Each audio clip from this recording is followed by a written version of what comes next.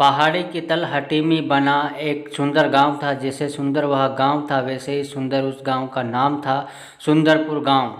सुंदरपुर में वैसे तो सुख शांति का वास था, लेकिन वहां के सरपंच की पत्नी कुंती बड़े ही दुष्ट स्वभाव की स्त्री थी। उसके कुटिल स्वभाव से सभी घरवाले परेशान थे, लेकिन अपनी सीधी सादी बहू सुकन्या को वह कुछ ज़्यादा ही परेशान करती थी। उसे सताने में कुंती को विशेष आनंद आता था। बेचारी सुकन्या सुबह मुँह अंधेरे बिस्तर से उठकर काम पर जुट जाती और अर्धसा रात्रि होने पर कहीं बिस्तर में सोने को मिलता। इस पर भी कुंती की निगाहों में सुकन्या खटखटाती रहती। एक दिन सुबह सुकन्या घर में झाड़ू बुहारे कर रही थी कि उसकी सास कुंती वहां आई और बोली, तेरे हाथों में जान नहीं है क्या? जरा जल्दी जल्दी हाथ चला, मैं मंदिर जा रही हूँ, मेरे आने तक खाना तैयार रखना, आते ही खाऊंगी और सुन एक भी दाना अन्न का बर्बाद ना होने पाए। सुकन्या क्या कहती बेचारी, चुपचाप स्वीकृति में गर्दन हिला देती। घर की सफाई करके सुकन्या तुरंत खाना बनाने में जुट गई।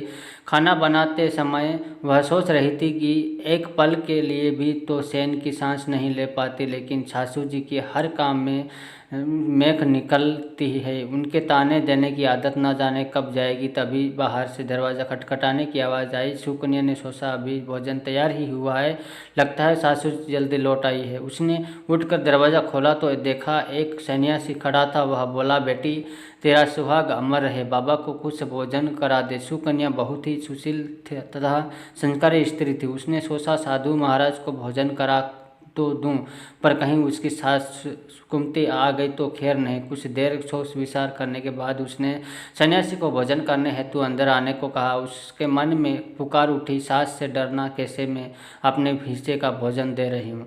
वह साधु को भीतर ले गई और अतिथि धर्म का पालन करते हुए उससे भोजन करने लगी। अभी साधु भोजन कर ही रहा था कि सुकन्या की सास आ गई। साधु को घर के भीतर बैठे भोजन करता देख उसका पारा सातवें आसमान पर चढ़ा। बल्ली, वह यहाँ कोई भंडारा या लंगर नहीं चल रहा है, उठ भिखारी बाहर निकल। सुकन्या सास को रोकने की चेष्टा की, लेकिन उस दुष्ट स्त्री ने सन्यासी को धक्के मारकर से निकाल दिया।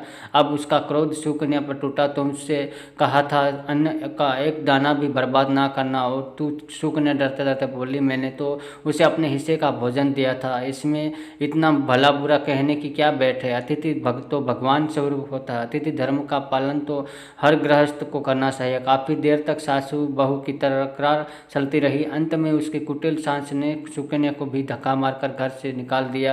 वह बेचारी रोटी कलपति दरवाजा पिटती रह गई, लेकिन कुंती तो जैसे पत्थर बन गई थी। उसका अदिल ना पसीजा। अब सुकन्या के पास एक ही रास्ता था, शेष बचा था कि अपने घर लौट जाए। उसका मायका वहां से काफ़ी दूर था और बीच में घना जंगल भी पड़ता था। सुकन्या भूख प्यास से निढाल चल रही थी। अचानक जोरों से बादल गरजे और मूसलाधार वर्षा हो गई। वर्षा से बचने के लिए उसने एक पेड़ की शरण ली, लेकिन वर्षा वेग इतना तीव्र था कि बचना मुश्किल हो गया। उसी पेड़ में एक कोटर बना था। सुकन्या यह सोच कर उसमें घुस गई कि वर्षा रुकने पर बाहर निकल आऊंगी। वास्तव में वह पेड़ दो राक्षसों का निवास स्थान था। वो भी वर्षा से परेशान होकर पेड़ की ओर ही आ रही थी। एक बोली, अब तो चला भी नहीं जाता, वरना मन तो कर रहा था कि सोना टापू चली जाऊं। दूसरी राक्षसी बोली, इसमें क्या बड़ी बात है, यह पेड़ हमें अभी उड़ा कर वह पहुंचा देगा। कहकर दोनों पेड़ की शाखा पर बैठ गई। उधर थकी हारी सुकन्या कोटर में घुसते ही नींद आ गई थी, लेकिन पेड़ के उड़ने से लगने वाले झटकों से उसकी नींद खुल गई। पेड़ को उड़ता देखकर वह घबरा गई थी। शेष कसर बाहर झांककर देखने से पूरी हो गई। जब उसने पेड़ की शाख पर दो राक्षसों को बैठ देखा, अंत उसने परिस्थिति से समझौता करते हुए सोचा, जो होगा अच्छा ही होगा। कुछ ही देर की उड़ान के बाद वह पेड़ सोना टापू पहुंचकर उतर गया। दोनों राक्षसों को भूख लग गई, भूल आई थी। वो दोनों शिकार की तलाश में निकल गई। उनके जाने के बाद डरी सहमी सुकन्या कोटर से बाहर निकाली और चैन की सांस भरते हुए हाथ पांव सीधे किए। जैसे ही उसने सोना टापू पर फैली रेत देखी तो शौकदार बदा उठी। यह रेत तो समा रही। गिर उसने उड़ाऊ तो हाथ में उठाई तो जोर से चिल्लाई, अरे यह तो सोने की रेत है। अपनी धोती के अंचल में वह जितनी रेत बांध सकती थी बांध ली और पुनः कोटर में घुस गई। तभी दोनों राक्षस पेड़ की ओर वापस आई। एक बोली, भरपेट खाकर तृप्ति हो गई, अब वही लौट चलते हैं जहाँ से आए थे। थोड़ी ही देर में वहाँ पेड़ फिर वहीं पहुँच गया। फटने पर सुकन्या उस राक्षस के भय से कोटर में ही छिपी रही। जब किसी कार्यवश ने वे कहाँ से गई तो वह बाहर निकल गई आई और घर की ओर चल दी। वह सोच रही थी इतना सोना देखकर सासू जी खुशी से पागल हो जाएगी और यंके सभी गिले शिकवे दूर हो जाएंगे।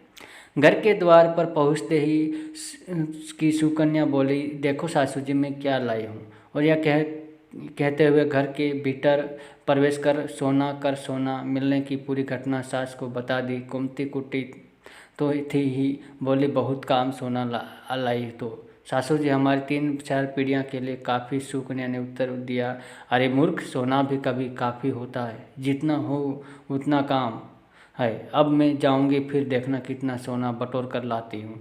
सुकन्या ने अपनी सास को बहुत समझाया पर उस लालची मूढ़ स्त्री ने उसकी एक ना सुनी और जाकर उसी पेड़ उन्हें लेकर उड़ चला। कुमती उस कतवश जाग ही रही थी, तभी उसके कानों में एक राक्षसी का स्वर टकराया, आज मछली खाने को मन कर रहा है। दूसरे ने उत्तर दिया, चलो मत्स्य द्वीप पर चलते हैं, वहाँ बहुत मछलियाँ मिल जाएगी खाने को। उनकी बातों को सुनकर कोटर में बैठी लालची कुमती स्वयं पर स्वयं न रख सकी और बोल पड़ी, अरे तुम सोना टापू क्यों नहीं जा रही है। उसकी आवाज़ सुनने की देर ही थी कि राक्षसी समझ गई कि जरूर कोई शोर पेड़ पर छिपा बैठा है और उन्होंने कुमती को कोटर से उठाकर बाहर फेंक दिया। धरती पर गिरते ही उसके प्राण पखेरु उड़ गए। तो दोस्तों इस कहानी से ये सीख मिलती है कि मनुष्य को लालच कभी नहीं करना चाहिए। जितना मिल जाए, जो मिल जाए उसी में संतोष करना चाहिए। अधिक पाने की लालच में हाथ आया भी जाता रहता है।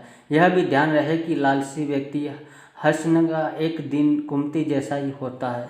तो दोस्तों आप लोगों को ये कहानी कैसी लगी हो, अच्छी लगी हो तो आप कमेंट बॉक्स में आपकी राय ज़रूर बताएं और हमारे चैनल को सब्सक्राइब करें। ऐसे ही वीडियो आपको मिलते रहेंगे। जय हिंद, जय भारत।